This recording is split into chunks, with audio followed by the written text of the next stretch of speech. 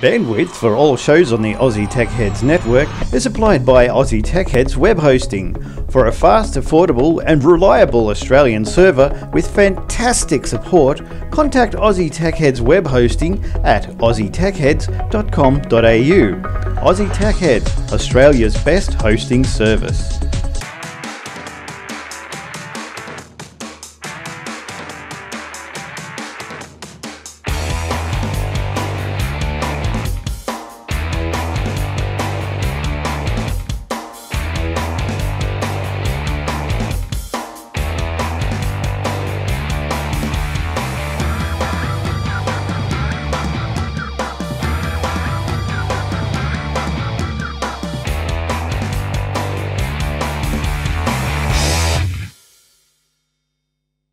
G'day, welcome everyone to another episode of Aussie Tech Heads. Yes, this week, what's the date down there? I can't see it. It's for the 5th of March. Oh, geez, sounds like Apple's in the air. I think we've got a story about Apple and something springing into action or something. That's coming up soon. So we're brought to you every week by athwebhosting.com.au. So jump on in and get some nice little shared service hosting space. You know, if you've got a business or just want to write a blog, you know, you can set it all up yourself and go for gold. Learn how to do it.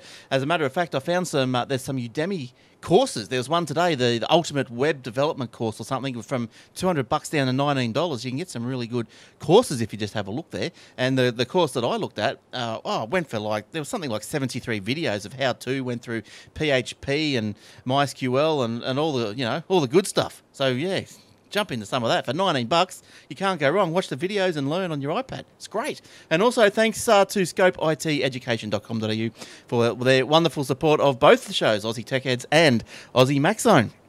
All right, let's see who we've got here tonight. We've got a bit light on tonight, but we have a special guest. But first, let's go to Will and see what Will's been up to.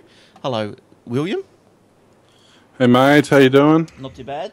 What have you been up to? I always thought I was classified as special. I feel disappointed now. Oh, sorry. I'm special in but I'm still special. Yeah, you are special. We we try our best to accommodate your special needs. And so you've just been telling us before the show you've been pretty hot up there in Ipswich. It's horrible. I think it got to 42 in Ipswich today. It got to 39 or 40 in Brisbane. Upstairs in the lounge room where it's air conditioned, it's still 32, and I'm down here in the computer room with the door closed and the window shut and everything to try and keep the dog barking away. And is that dog still going? Is it? Yeah, and I got the computer and I got 4 screens and everything here, so it's got to be pushing 40 degrees still in my computer room. Yeah, nice, good work, Will. Look, good to see that you got commitment. It's great. All right, I got something. Yeah, all right, good stuff. All right, and let's so filling. I suppose you could call it filling in tonight for who's not here. Shane, his computer broke.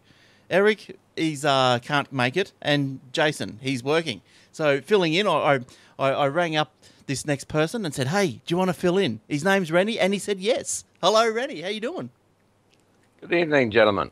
Oh, so tell us a bit about yourself, Rennie. You've been an avid watcher of the show. You watch it through YouTube, don't you? Yeah, 90% of the time. It's a bit hard to get to the show live sometimes, so I prefer to do it. Next day I'm always there, so just catching up on what you guys had to say. Oh, good stuff. And I can see that you're well into it. There's a PC, an open PC, which is good to see in the background there, and.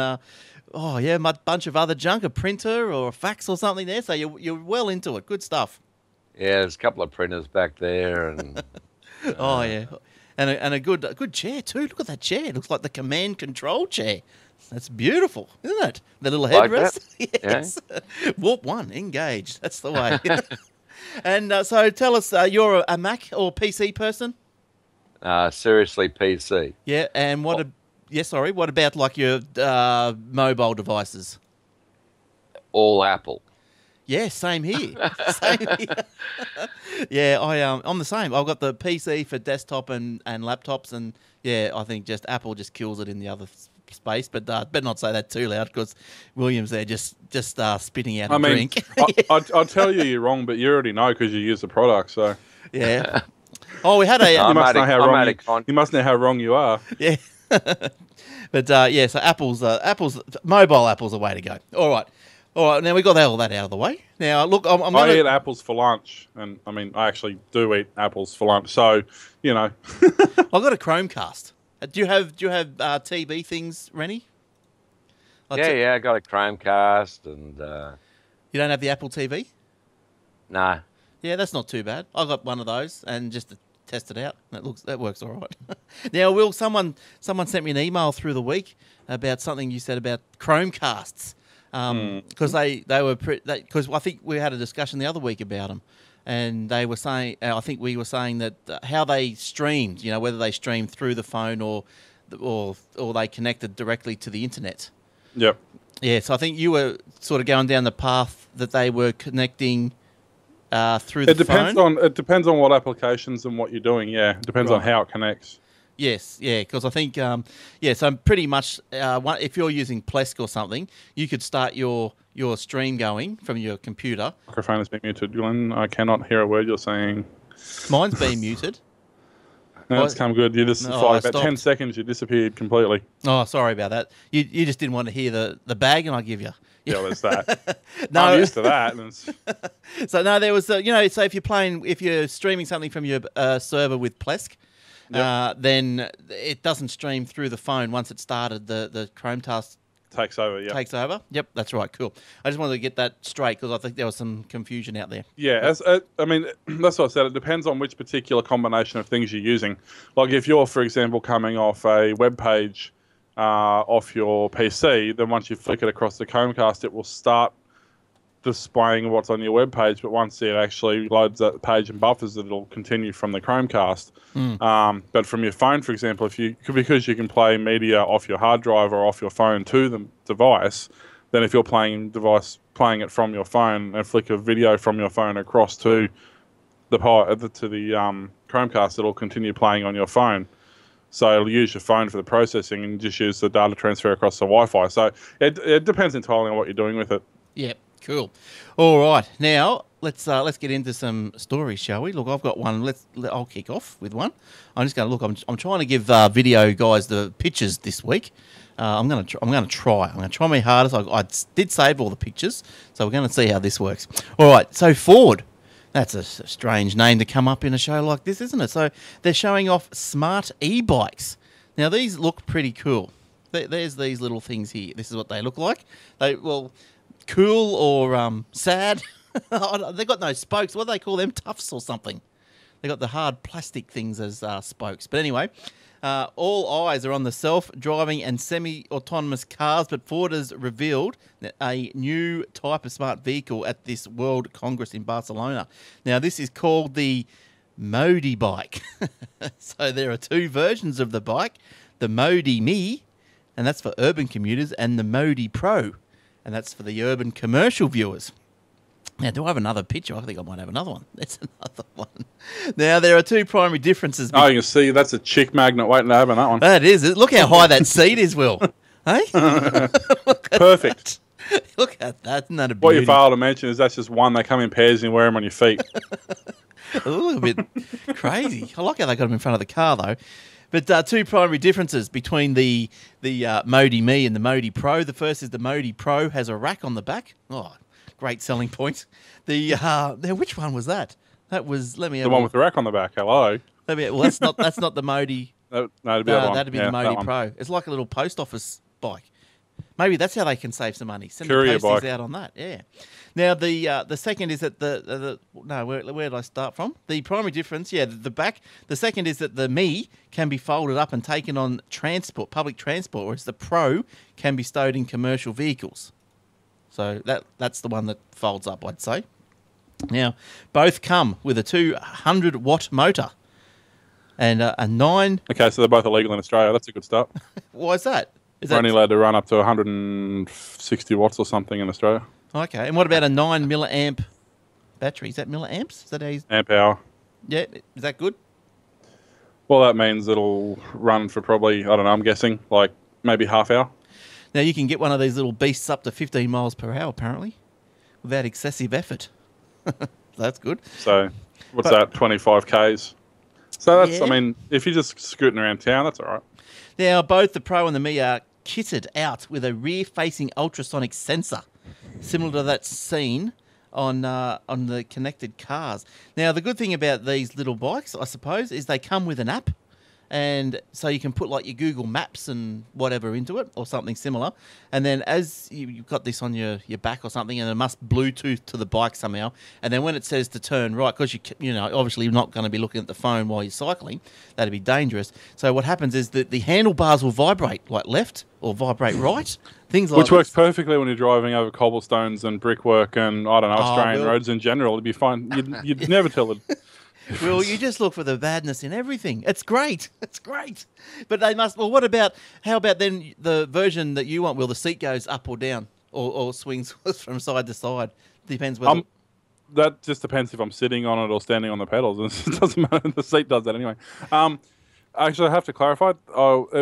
The maximum power permitted in Australia used to be 200 watts. As of May, it'll be up to 250. So they have actually brought that up. And 25 kilometers an hour with a maximum speed. Now, the app is also developed by Ford called the Modi Link. And so this will, apparently automatically does indicators as well. Additionally, it includes smart routing, which integrates journey planning. So suddenly all this has gone from a 45-minute run time to a 5-minute run time. Yeah, probably. That's right. So, I suppose if you're pedaling, I suppose you're charging up at the same time. Is that right? You can get from the train station to the train, and then from the train to the train station. So the whole thing is in prototype phase. So who knows when one of these are going to come out? But you see yourself on one of those, Rennie? Which one's your fancy? I'm just trying to think of a pickup line for Will. No, what's the app called? Modi Link. Sounds like a dating site. Yeah, Modi Link. So, yeah, but he wants a dink. He wants a dink on my on my link bike. Yeah. Who wants a dink with the link? Do they have? They what? Do they have proposed prices for those things? Do they have proposed prices? Not that I see. Okay. They're because, just. I mean, you can buy as it is lithium battery, electric 250 watt electric bikes that will run for 60 or 70 kilometers. For like $2,000. So, they better be priced just because they're made by Ford. Big deal. But I think the Modi, whichever one it is that folds up, that's probably a good idea. They've got them already. They've got folding bikes. There's ones. There's a mob that we supply batteries for. Yeah, right. That make folding bikes. That there's nothing special about that. Oh, okay. There was something folding. Just get a mobility scooter and you're good to go. That's right. I wonder if it comes supercharged mobility scooter doing wheelies down the street. It might come with a benefit. You never know. That'd be good. All right. The benefit is you can park anywhere you want. Yeah, it comes with a sticker. Excellent. All right. Will, what have you got to talk about this week? All right, I've got a few things, just a couple of quick stories. We've been talking the last couple of weeks about updates of things that are coming out. The Raspberry Pi has been around for a while. The Pi 2 has recently been released, but it comes in conjunction with Windows 10 because if you have a Raspberry Pi 2, there will be a free release through the Windows Developer Program for Windows 10. And because of the architecture in that, it's quite a powerful unit, the Raspberry Pi 2. So if you wanted to run that and you want to run like dumb terminals, or you want to do like point of sale terminals, or you want to have like the internet kiosks or anything like that, you want lightweight, get those free Windows, free virtually what's the hardware, $45 worth of hardware. That's pretty good. So, and that's running Windows 10. Yeah, that's amazing. So will it run like 8? Windows 10's got the multi-platform. Because I think these have the ARM. It's either the ARM or they've got. I can't remember off the top of my head, but they've got the architecture that the Windows 10 supports. Yeah, right. So I think it's Windows embedded, isn't it? It's like the RT or whatever it is. It's that particular variant of it. Right. So it's not like a full blown. You can't. It'd be probably like the tablet one, I'd imagine. Yeah, the RT. Yeah. Well, that was a waste of time, wasn't it? Yeah, but I mean, they reckon it's Windows in terms of, they reckon it runs everything Windows runs, but it's only just been released, so I haven't seen any reviews on it yet. So I was thinking about getting a Raspberry Pi 2. Now I'm really thinking about it. Yeah, it looks pretty good. Do you have a Windows tablets ready, or what Windows are you running? Did I fade out? Yeah, you did. Sorry, I'm stuck on 7. Oh, right. So am I. Oh, you'll still get the upgrade to 10? Yeah, Yeah, that's I'll fine. do it. I'll be happy, but as soon as it lobs, I'll be in there. I'm running that machine behind me. I'm running a trial version of Windows 10 on that, and it's very slick. It's an old machine. It's an old quad core with 4 gig of RAM, and it's pretty snappy. So. Oh, yeah, that's the way. Yeah. And what are you just playing around with that machine? Just seeing how it all works? Just yeah, just trying to keep Feeling it? abreast of what's going on with the new yeah. system. So what do you think about, say, Windows like 8/10, like I say, as far as the Metro interface? Are you a fan of that so-called Metro interface? No. Short answer, no. Well, even if I was, I mean, I can't get anybody else to buy into it. You know, it's Yeah. I don't like it. Look, I probably don't mind it. Like, you must use it on a tablet. You can't use it on a PC. Yeah, that's right. Use it on a touchscreen, yes, but the same old problem is there's no apps for this thing. There's just nothing. Nothing of substance. That's crazy. But apparently, I read that the developers are taking the Windows 10 and they're punching apps out. So let's see how that goes. Well, once again, it's the second operating system, isn't it? Yeah. So we'll see how that goes. All right. Now, Randy, you brought along some stories this week. I did. Where do you want to start? Good question. Let me have a look. Well, Netflix is going to launch on the 24th of March, finally. Good. Are you a subscriber to these things? We've gone from, having quick flicks to basically a surfeit of streaming applications. You've got your old mate Stan there. Yeah. And was it Presto? The Presto. And Yes. Did you download your free Prestos at 3 months for free from your Chromecast? no. Yeah. Well, the problem I have here is, and I'd be on this in a flash if I had some bandwidth, but I just don't have the bandwidth. Oh, I'm okay. not gonna pay for to watch buffering, Yeah, fair enough. What do you got? ADSL 2, I would hope. Yeah, It's just 2, slow. Yeah. Yeah, but just really, really slow. It's a whopping 3 gig down. So Well, I got a similar sort of problem because at the moment, I've got plenty of bandwidth, but I've just changed who my online backup is. So I'm using, who am I using? I don't know. I've just changed to someone. Backblaze. You were I using... know who I was using, but I'm not using them anymore. But I've just changed to Crash Plan. Oh, yeah. So I've got 2 terabytes plus to put up onto Crash Plan. Oh, that's going to take you 12 months. Well, that's it. I've got 2 terabytes. I've still got. It's been sitting on 85 days for about the last month. I read actually, because I'm looking into all this online backup I want to, like, but as well as web hosting, I want to start to offer online backup for people as well. And I read something, and I'm not sure if Crash Plan subscribes to this, but I read that once you get up to so many gigs or megs or gigs that you've uploaded, because they obviously think, okay, this guy is not serious, he's more than a little home user or whatever, they'll slow your upload. Now, I'm not sure if Crash Plan does that. No, Crash Plan don't do it. Yeah, right. They're fully unlimited. But I mean, the average computer now, there wouldn't be a computer sold that doesn't have a 2 terabyte hard drive in it. True, but you don't fill it up. Like, yeah, you do.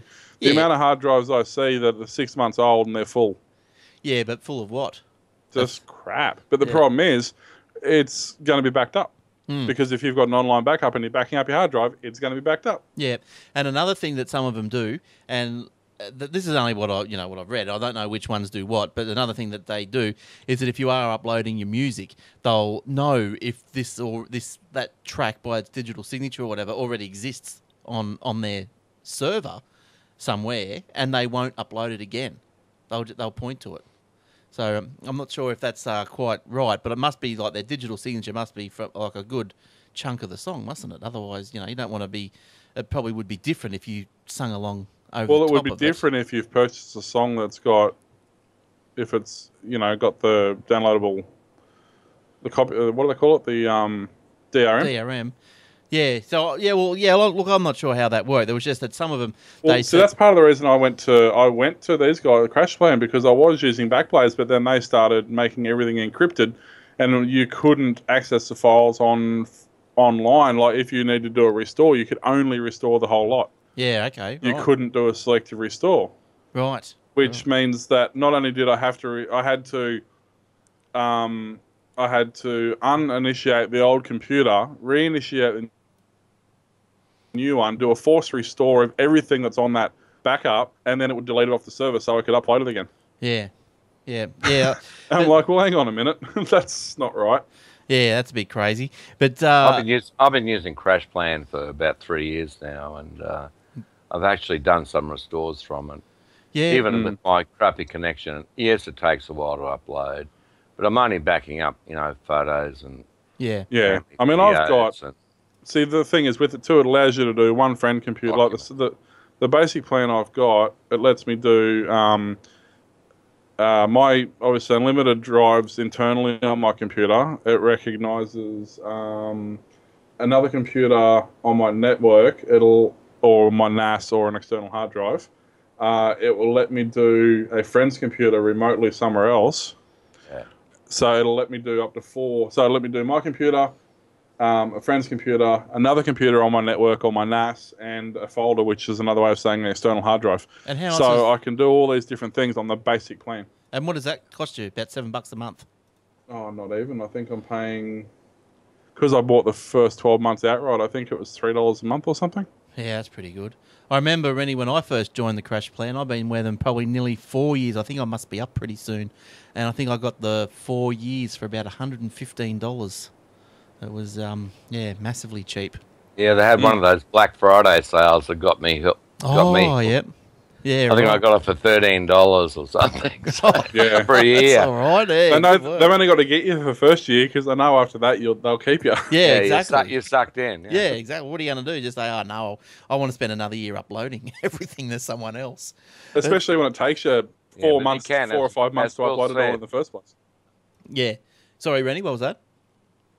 As Will said, I mean, you can back up locally as well because I'm running a Windows Server 2012 Essentials here. Oh, yeah. And it's got a spare disk in it, which I just use Crash Plan to back up everything on my D drive. Yes. Just for the hell of it, and that's free. I mean, you can actually use that for nothing. So yeah, and also you can. And if you don't. Yeah, exactly. And you can also do from, say, a friend and to your computer if you wanted to. Yeah. Yeah. So look, that's pretty good. Their software is pretty good. I've been using them for a while, so they're good. Obviously, they're good. We're all using them. But but getting back to Netflix. 24th of March, they sort of lagged behind Presto and Stan, didn't they? Stan kicked it all off earlier than that was expected. I think they were all going to launch in March, but Stan kicked off last month. $10 a month for Stan.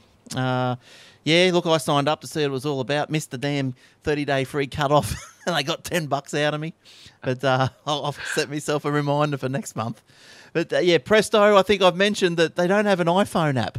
I don't understand. Like that's how we don't watch it on the phone, but you send it to the Apple TV. I don't understand why they don't have the iPhone app. I've got no idea. Probably because it's duplicating an existing service and Apple won't allow it. Well, Stan's got it. So, I don't know. Maybe they just knew how to pay. Yeah, who knows? but anyway, Netflix is to launch on 24th of March. Look, I'll suss that out as well. And see we don't know what content they've got there yet. I mean, because Netflix has done all these deals with Foxtel and whoever else is running around. And you got to wonder, I mean, the real attraction for Netflix is getting things like, House of Cards and all that sort of stuff. Yes, yeah. If that's still on Foxtel, well, people aren't going to be actually, flocking to it unless they really got some. But then I think if you were a person that watched a lot of shows like this, you could probably subscribe to all three of them: the Stans, the Prestos, and the Netflix, and it would probably be cheaper than a Foxtel subscription. Oh yes, probably. So it might work for that you. wouldn't be hard. No, it wouldn't be. It's probably subscribe twice and still be cheaper. Just off to the gym here, mate. Yeah. Oh, nice work. Spending an hour in the gym, Yeah, according to your posters. That's right. The post. Yes, red wine was what was a glass of red wine was equivalent to an hour in the gym. That's all right. I'll do quite a few hours tomorrow night. I'll be fit as a fiddle in a couple of weeks. All right, Lenovo. Oh, look, Lenovo. They're still going.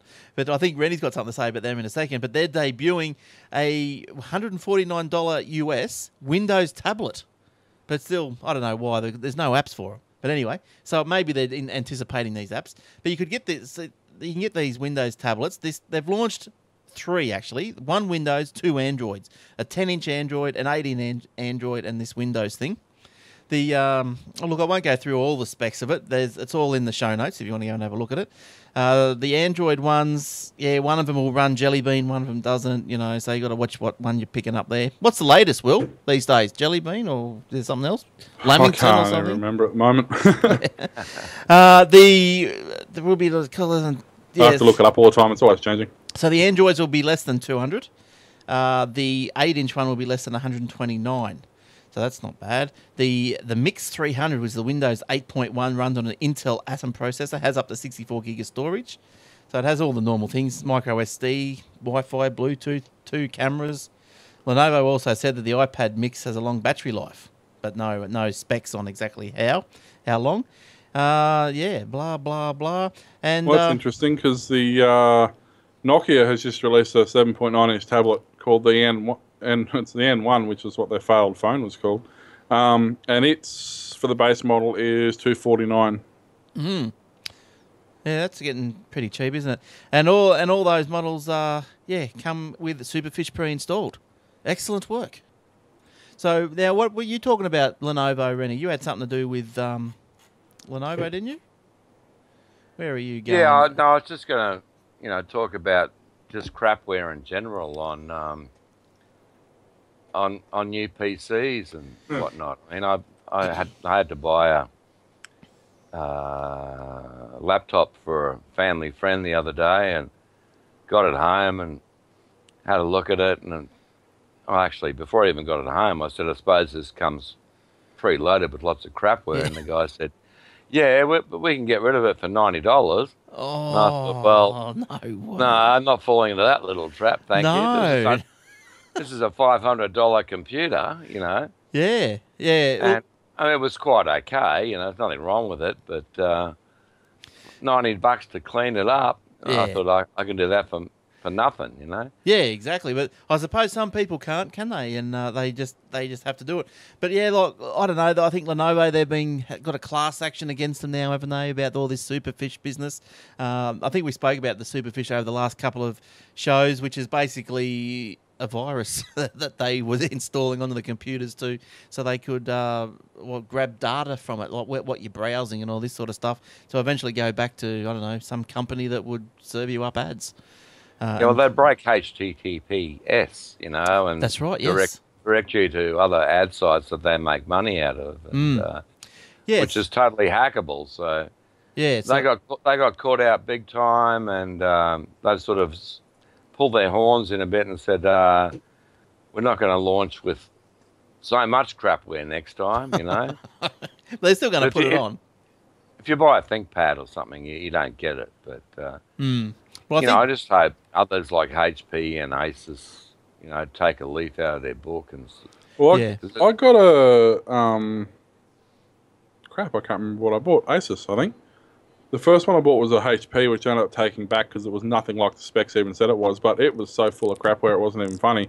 But then I got I'll have to go out and see what it is. I can't remember what it is. But whatever it was I bought the second time around, it really didn't have much on it. It was pretty tame in comparison. And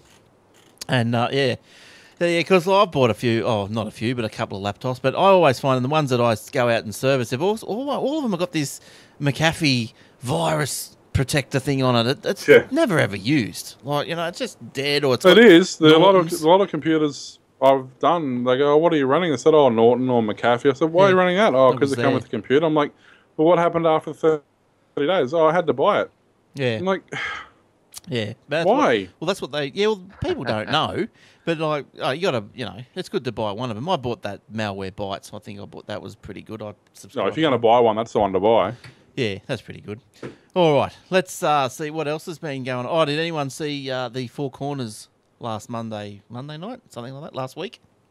It was a replay of apparently a controversial episode that was produced by the BBC about the ongoings at Apple's iPhone factories. So it's probably an interesting sort of a watch. It's still on the iView now. If you want to go and have a look at it, it went through the same old routine, really.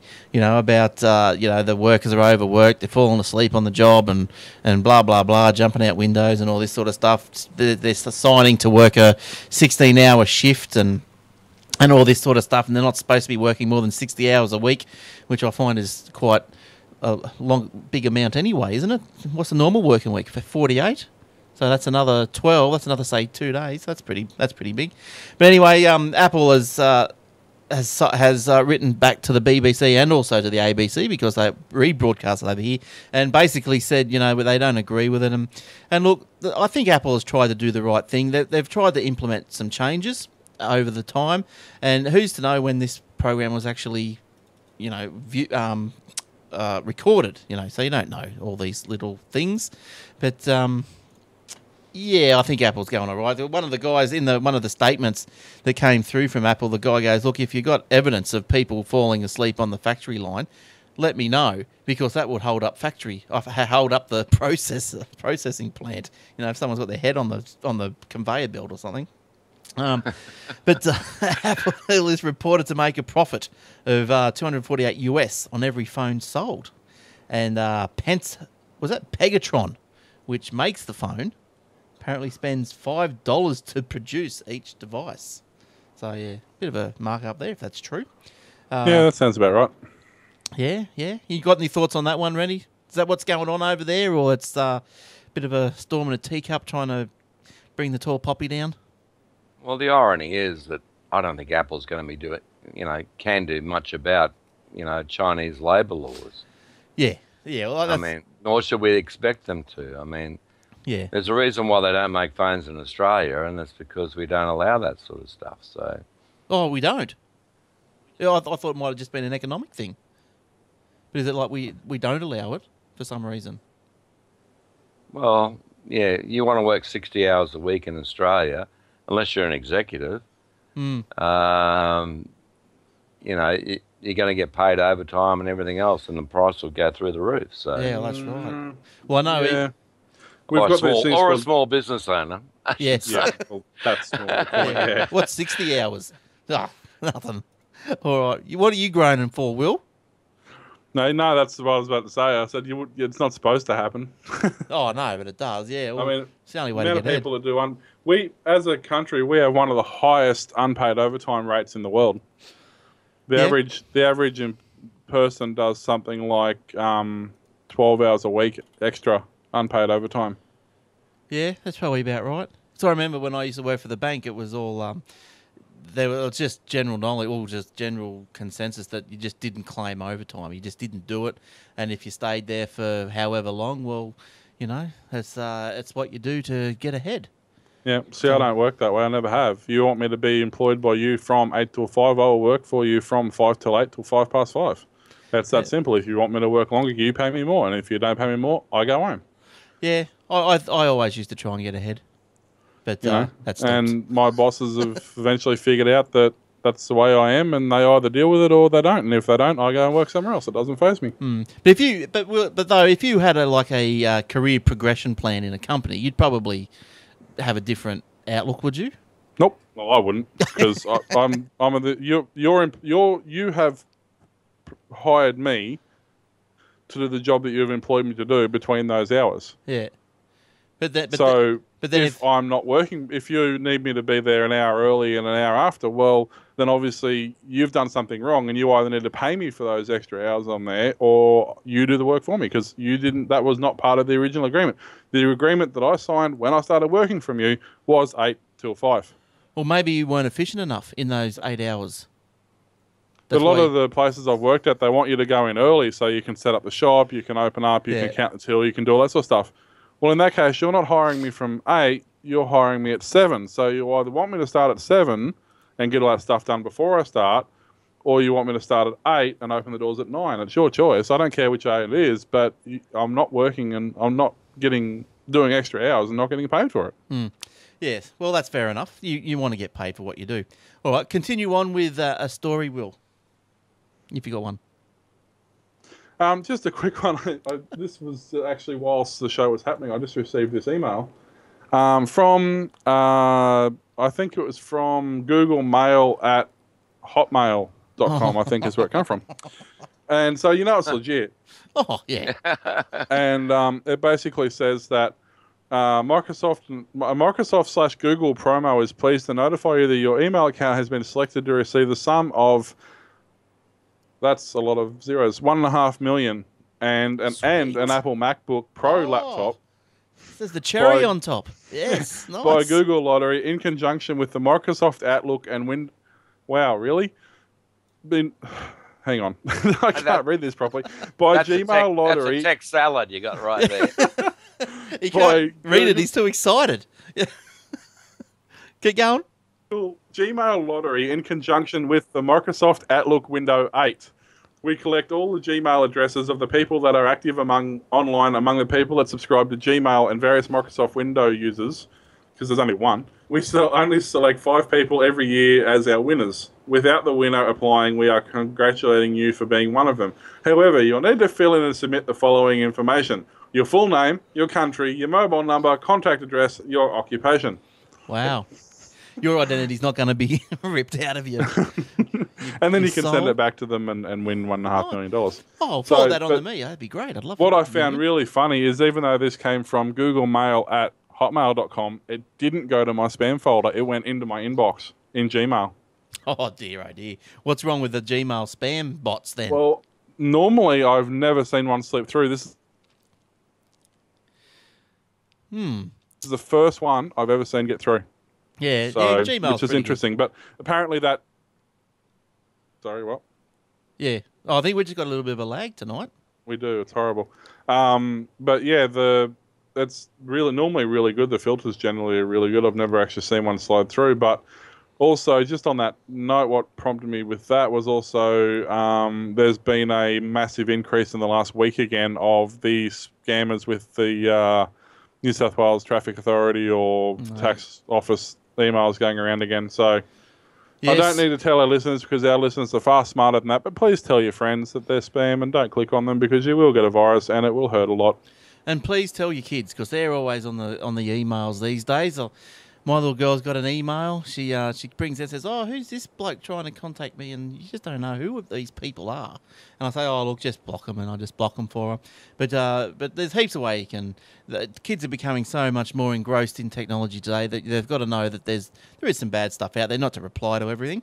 But which leads me on to Scope IT Not education. just kids, just everyone. It's the elderly as well that you got to worry about. My wife's boss has had like 10 viruses in 3 weeks because she opens every email she gets. Yeah, well, that's crazy. She believes that nothing should be in spam and everything should be read. Well, she's going to get the crypto virus one of these days. What do you mean Will is going to? She has had it 3 times. Well, she's going to get it another 3 times if she keeps doing that rubbish. She is the stupidest person on the face of the earth, and then she complains because the computer doesn't work. Well, that's what happens. That's what happens. But let us move on to Scope IT education. Kids today are engrossed with technology, as we know, often spending excessive hours behind their screens. The guys at the Scope IT education aim to fight that war. They instead aim to change those hours into productive hours. They turn consumers into creators. So that's what it's all about. Scope IT Education is a teaching organisation that provides curriculum-based technology training to primary-age students. Predominantly, lessons are done within the school system with refined, professionally developed courses that align with and complement current state and national-based outcomes. The course range is vast, with classes in introductory coding skills, with process-based logical thinking, app development, website design, digital citizenship, Google research, and now even 3D printing, electronics and robotics. Of course, all the courses are fun and engaging. They carefully combine this with specific outcomes to help share our children's education for the future, arming them with the technology skills that they will need in the world they grow up in tomorrow. If you think this sounds interesting, they have franchise business opportunities for anyone feeling that this is the product that sounds intriguing, or if you would like to know more information as a teacher or a principal, check out the website, scopeiteducation.com.au. And we thank the guys for their support of Aussie Tech Heads and Aussie Mac Zone. Well done. And so while I'm mentioning all that sort of stuff, don't forget facebook.com/Aussie Tech Heads. You can see the show, video of the show at off the webpage, or at youtube.com/Aussie Tech Heads. Or you can jump into the 24/7 Shoutcast Radio at AussieTechRadio.com. There's a number of little shows on there, all from Australia or New Zealand, and they just pump around 24 hours a day, 7 days a week. Just join in, and you'll probably end up with a different show every time you join in. And if you like the show, go and download or it. you're like me and you randomly join at different times during the day and the night, and you get the same show. Yeah. Depends, yeah. Well, I suppose it depends. If you're doing it at even intervals, you might get the same. But It's just completely random. I'm like, oh, I'm bored now. I'll just listen to that. Oh, I heard this already. It's just so random. But yeah, you get the same shows like 3 days in a row. Yeah, yes. All right. Rennie, what else have you got for us this week? Mate, I was just looking at your story about the new Chinese character that's emerged. Oh, yes. How's that one going? I studied Chinese for 4 years at uni, and got to the stage where I could pick up the People's Daily and more or less read it. Yeah, right. You seen that one before? Well, no, because it's not in. I picked up my Chinese English dictionary here. Yes. And had a look through it, and no, I couldn't even. Oh, sorry, you can't even see that. It's a Chinese English. Doesn't matter. We can't read it anyway. Yeah, okay.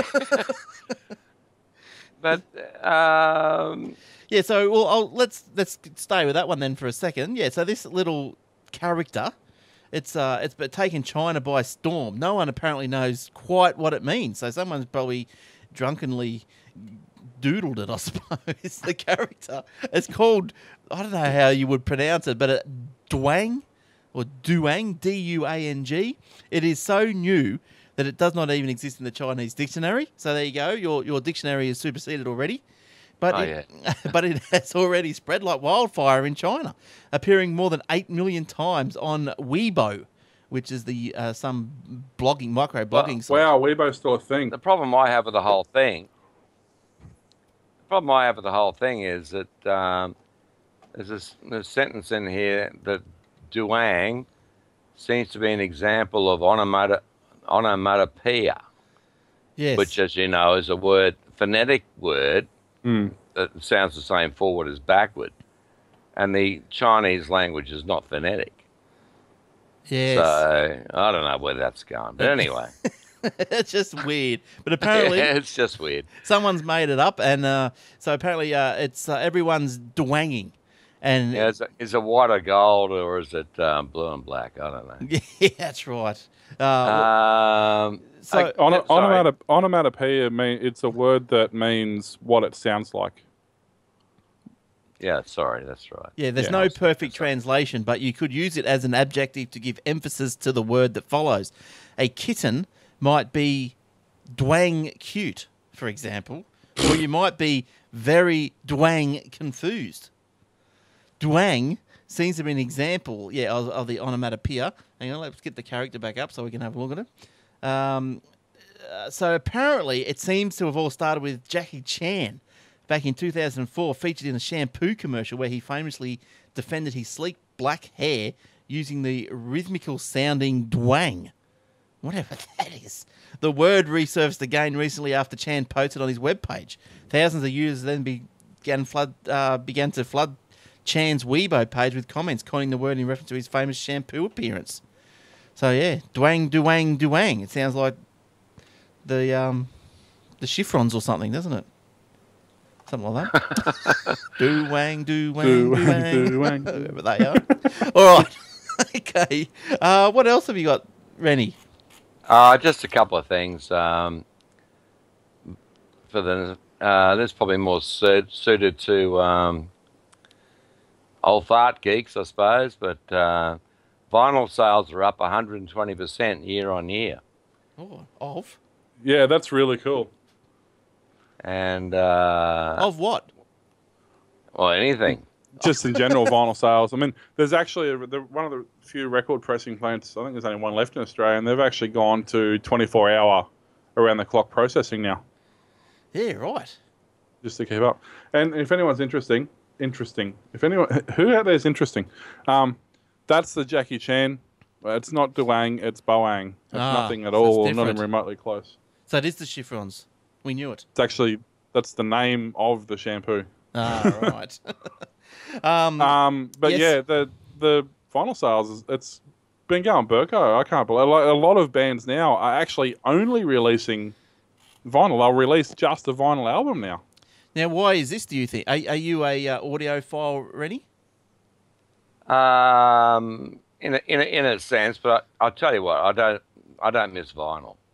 No. Because all my records are all, scratched and, Yeah. and it doesn't matter how careful you are with them, they always get a click in them, and you're always expecting that to be there in the song, I've got some of the old ceramic records on an old Valve turntable. Jeez. It has the most gorgeous sound, and there's nothing at all that comes close to that sound. It's just the most, any song you listen to on that at all, and you just hypnotized by it. It's so amazing, the sound quality. But don't forget, Can you rip him, Will? Rip him. You can't. There is no digital equivalent to vinyl. You cannot reproduce, even come close to reproducing that sound on digital media. And especially given the limited bit rates and the high compression that we have on digital media. Even a studio raw audio file, which I have some of because there are people in my family who record that for a living, several hundred meg for a song on a raw version of that is still not as clean as actually listening to it. Yet vinyl comes across absolutely amazing. Yeah. Well, it's analog, isn't it? Really. So it's like it's not compressed or restricted. It's analog. It records. That's right. It's not compressed. It records every single hertz spectrum from 1 hertz up to whatever the 20,000. Whereas your digital copies, even the uncompressed stuff, only does from like 100 to 15,000 or I can't remember what the top range is, but the frequency response in digital music is so far below what it's like. Basically, the difference between using Skype and using a telephone.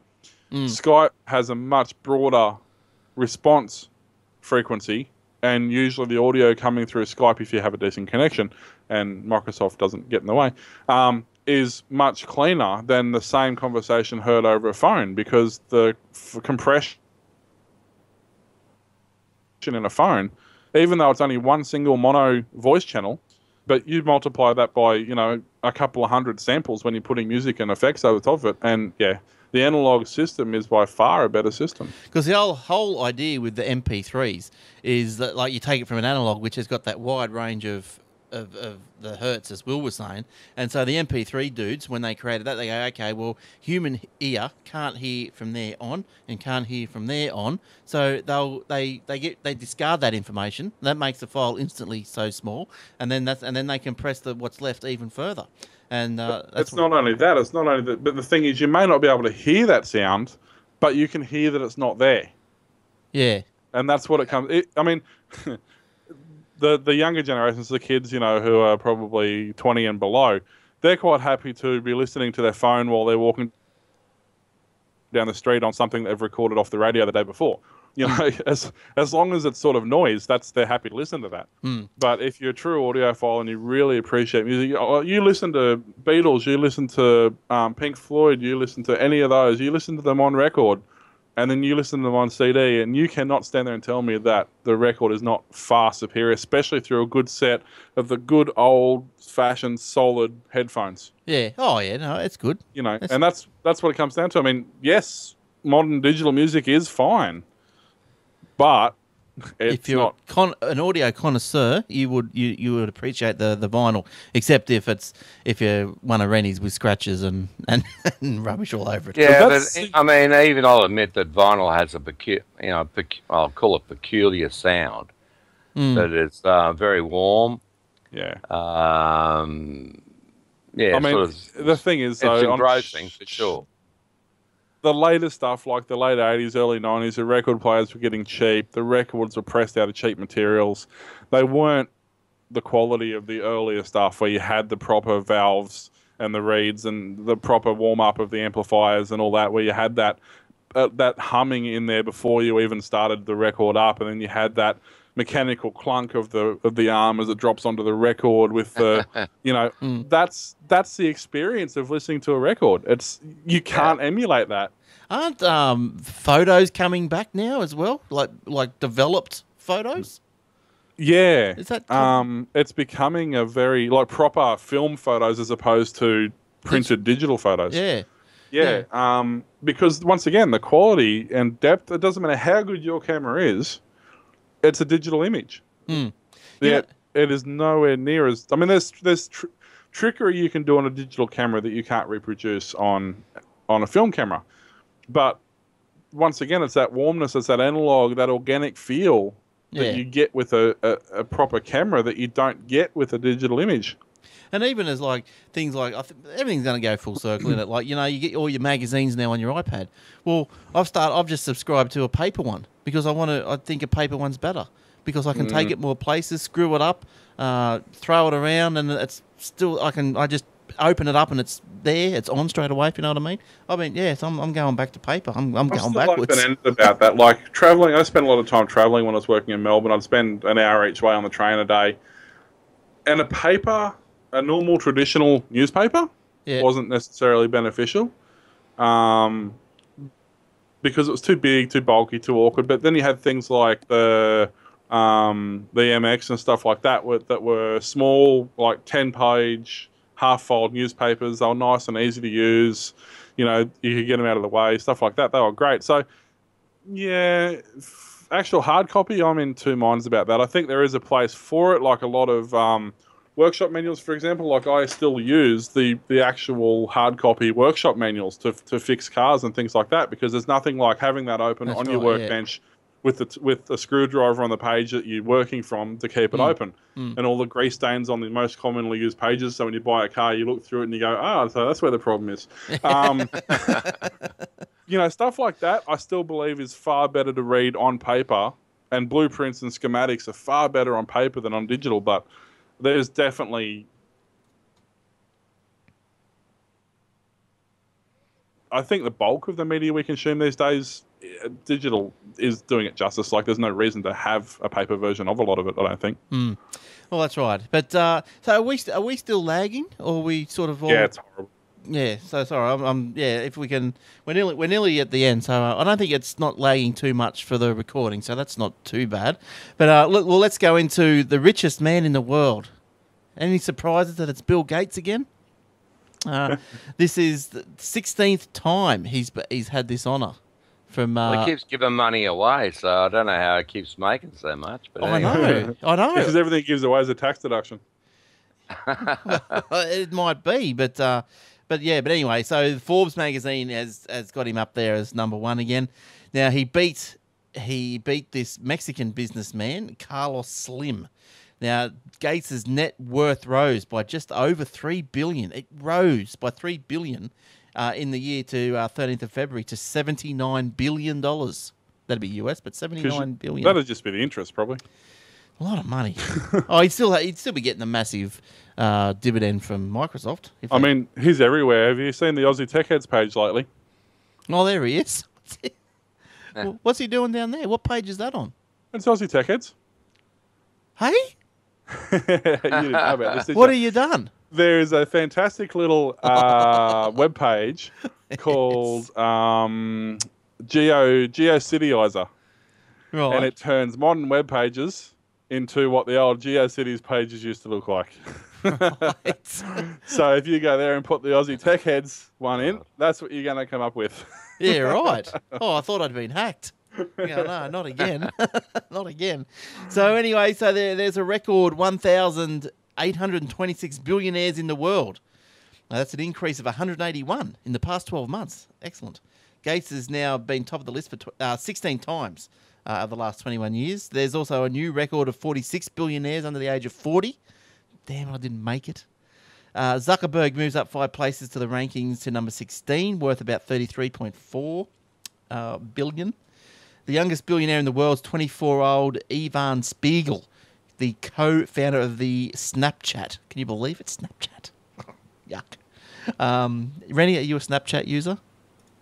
No, I'm not, but you got to think that's all paper money. I mean, well, it's not even paper money. It's a value that's been whacked on a company. Yeah, I'd say. Pending another round of funding, you know. Yeah. So Yeah, true. it's, it could disappear tomorrow. Yeah. But anyway, there he is, the 1.5 billion anyway. Silicon Valley has produced 23 new billionaires this year. And I think Rennie's probably pretty much on the money there. It's probably just all on paper.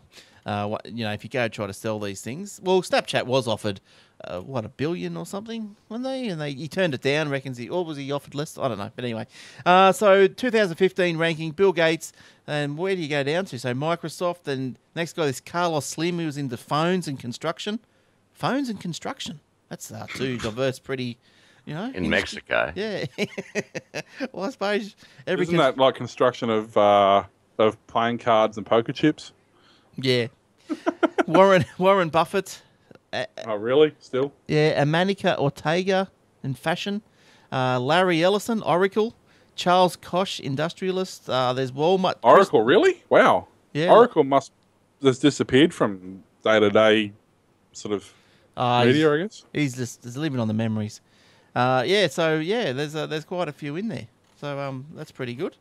Will, what else have you got you want to talk about? Just quickly, for the last couple of years, we've been bagging out Virgin Mobile, obviously for obvious reasons, because they're Virgin Mobile and they deserve to be bagged out. But the last month, they have just decided they've been doing rollover voice and rollover SMSs and stuff for a while. Oh, yeah. But in last month, they've now decided that they're doing rollover data as well. So you can actually, although it's only 30 days, it's only a month after, but if you don't use any data on your previous month's plan, you can roll it over. It'll automatically roll over into the next month, so you have whatever data's left over plus your new data as well. They're the first phone company in Australia to do that. Although things good. Like in America, a lot of the AT&T, for example, has, like, or T-Mobile has a 1 year rollover, so you've got 1 year to roll over your data. But still, it's a start. So yeah, that's pretty good. Yeah, not too bad. Oh, Virgin. So they use the Optus system, don't they? Yeah, I think they've ditched all their own towers now. I think they've decided that after 3 sold them all to them and they couldn't maintain them, they decided to get rid of them. Now, the World Health Organization has come out with a warning for young people. It reckons that you shouldn't be listening to your Walkmans or your iPhone for more than an hour a day. So there you go.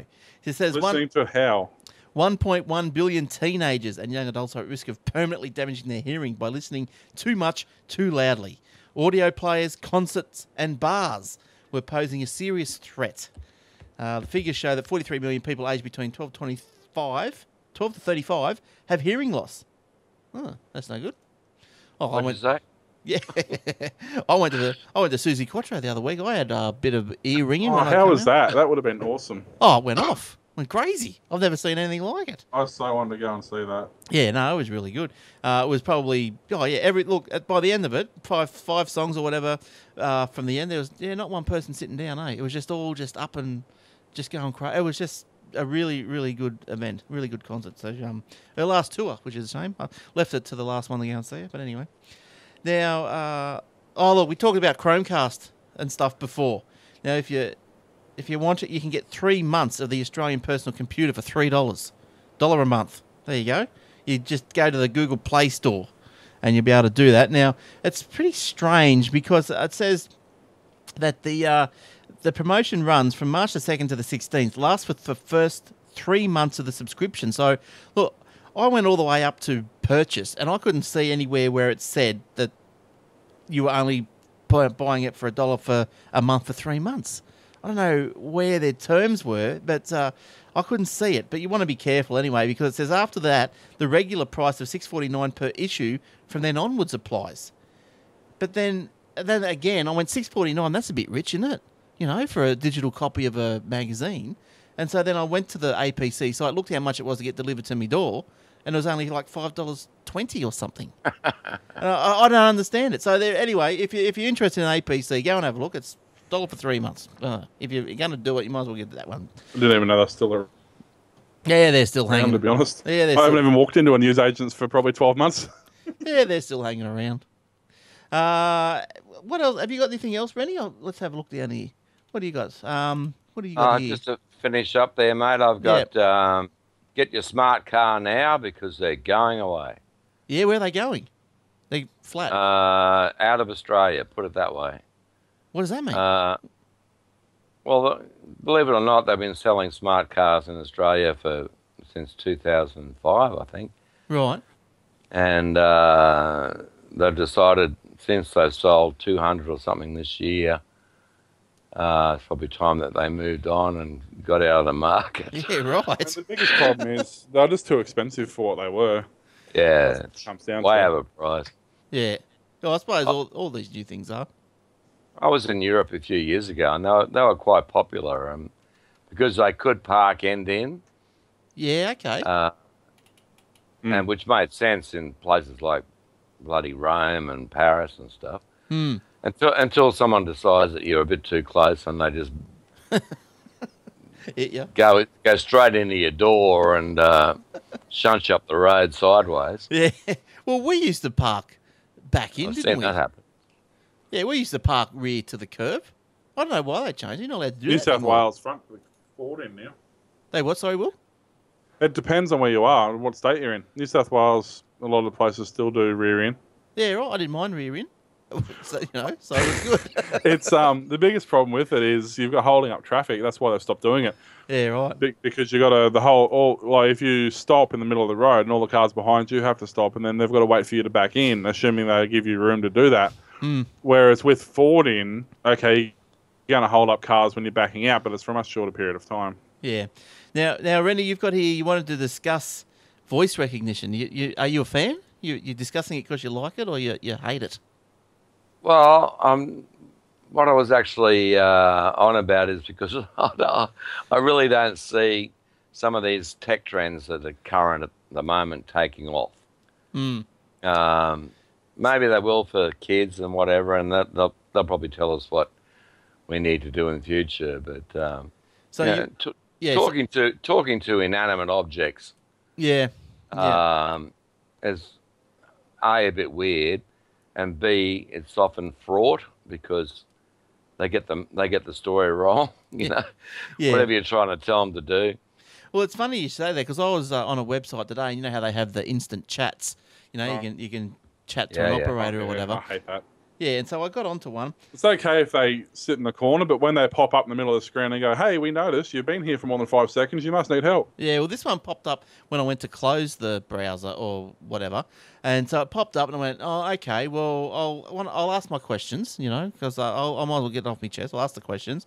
And then the first couple of lines was, "Hi, how are you? My name's whatever, Amber or whatever it was." It's scripted, yeah. Yeah, and then it was and then I said, "Are you real?" And it came back and it said, "I'm your virtual assistant." And I went, "Okay, are you human? I can help you if you want." And I went, "Okay, you're not." So it's even gone to that, Rennie. It's even gone to now you're chatting to machines, you know, and the machines are trying to give you the answers. I draw the line at Siri. Yeah, that sort of works. That's not too bad. Yeah. So I think I have to admit, I was just watching a. Sorry, go on. Sorry. I was going to say I've got the well, on me I've got the Note 2 and the Note 3 and the Note 4, and because I got the Note 4 because the Note 2 was off contract, so. And I actually had a play with it the other day. The voice recognition on all 3 phones. I put them side by side. Said, you know, I set the keyword to "Hey Google" or whatever the keyword is, and triggered them all and asked a question on all of them at the same time. And the only one that actually got it right, what I said, was the Note 4. The Note 3 was almost right, and the Note 2 wasn't even close. So obviously, whatever they're doing in their voice search is getting better. Here's something for your iPhone, Rennie. Ask Siri why are fire trucks red, and and see what she tells you. It's not That rude could or take anything. hours, mate. But Michael brought it up on the Aussie Mac Zone on Tuesday, and so I did it, and she gave me the answer. I thought, that's pretty clever.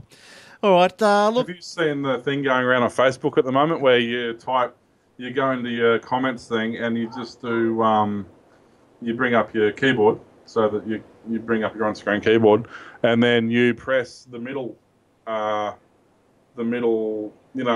button. Yeah. Whatever it comes in, you just press that 20 times, and then you have a sentence structure. So it's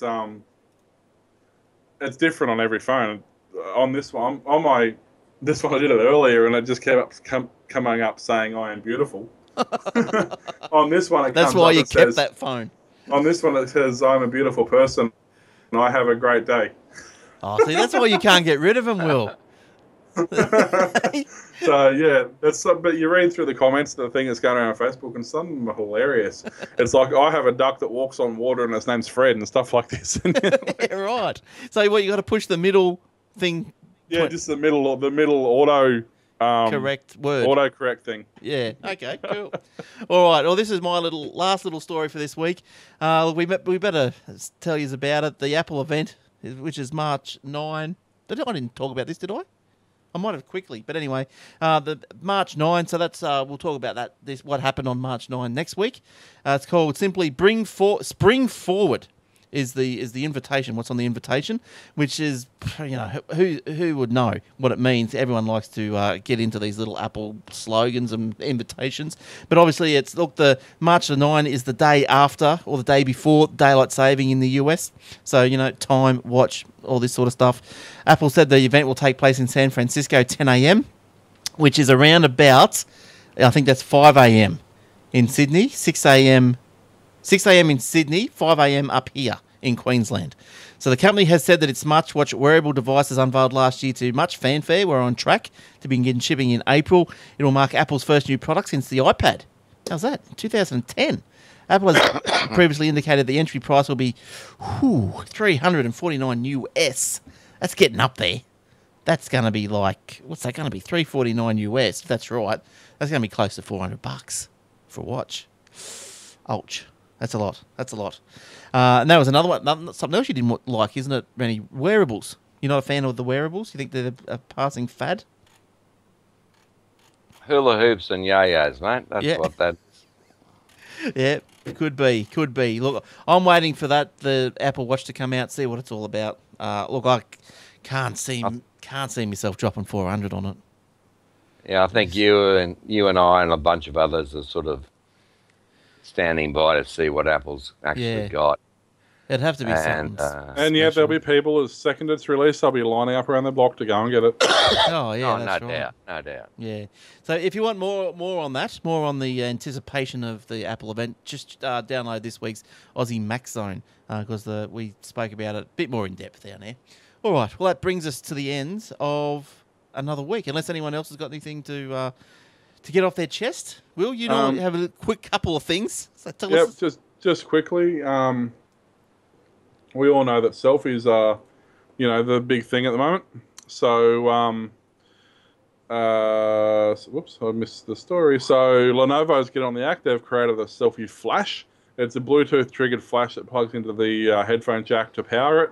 And it's designed to be triggered when you press the camera button so that it lights up your face and gives you a nice, high-quality, well-lit selfie rather than the nice, horrid dark images that you see getting around. Nice. It's supposed to be $45 when it comes out later this year in Australia. Nice. So these are all stories from the new World's Largest Mobile Phone Convention show, which is the Mobile World Congress in Barcelona. There's the top 10 ones they're showing. There's only a couple that are super interesting. One is one I mentioned before about the new Nokia tablet that's being released, the 7.9-inch tablet. Made of solid aluminium, etc., etc. You can check out about that. It's called the N1 Yeah. There's obviously people are getting on the watch. LG's doing a watch as well. We're running WebOS, which is interesting. Samsung is doing the Gear, which is basically the Oculus Rift sort of deal. So that's becoming more and more of a reality. Speaking of high-end watches, guess. You're supposed to guess. Anyway, has teamed up with the California-based analog watch manufacturer. So it's still a traditional analog style watch, but you can see down the bottom there, it's got a small LCD display, and that's to connect to your Apple or your Google-based phone using apps, and it'll deliver text messages, voice messages, translated to text, phone calls, and various other bits and pieces down that little screen there. Nice. And HTC is doing the Vice, which is the rotational virtual reality headset. It's got infrared scanners and things like that all around it, so that it detects full 360-degree head movement. Yep. So that you can do the whole proper virtual reality thing. And yeah, there's a few other bits and pieces, but apparently they're the top 10 things that have come out of this. So it's obviously not going to be a very busy year. Good work. All right, good stuff. All right, I think that's about it. And look, isn't it good to have the footy back, eh? First round one. Yeehaw, let's go. So that's, I was going to pass comment on that. Remember that guy that was on Michael, what's his name? The guy with the cocaine? He got $2,500 fine. It's crazy, isn't it? He had something like 28. I was wondering how that turned out. We had 28. Do you have 28 kilos on him or something? Or 12 kilos or something? He gets $2,500. Carmichael Hunt. Yeah, crazy. There's something in the name on it. The ARU pinged him for $30,000 and 6 weeks suspension. Oh, only 6 weeks. I thought they would have kicked him out for bringing the game into disrepute. But anyway. No, because he didn't talk back to an umpire, so he's fine. Yeah, didn't pat one on the head. They pinged him 10 times more than the judicial system. Did. Yeah. It's. I don't know how that works. I don't know. Yeah, $2,500 doesn't seem a lot, does it? When he's earning something like probably $1 million a year or something, whatever he was on. But anyway, that's a story for another show. All right, so thanks, Rennie. Thanks for coming in. Good to see you. Good to have you on for your first time. It's great to be here, guys. Happy to join you. Good stuff. Well, hopefully we'll see you again sometime. If you're willing. Yeah, good stuff. Good work. All right, thanks, Will. Thanks for coming on. No worries, and don't forget, go and check out obsidianloft.com for all your Minecraft and voxel-based gaming requirements. And also check out oldfartgeeks.com. It's for the old tech and just us sitting around having a bit of a natter about old stuff and what we enjoy doing and what we miss and what we look forward to in the old stuff. So check that out as well. Yes, and good work. And I don't even know what Vox is anyway, so I'm going to ask Will what that is in a minute. All right. So, until next time, catch us on iTunes, on the RSS feeds, YouTube, do us on Facebook, or send us an email. Anyone at aussietechheads.com.au. Even if you want to say something to Rennie, just send it to Rennie at aussietechheads. It'll come to me and I'll send it on. And what else? That's about it. So thanks for watching. Thanks for listening. We'll see you next week. See you later. Bye-bye.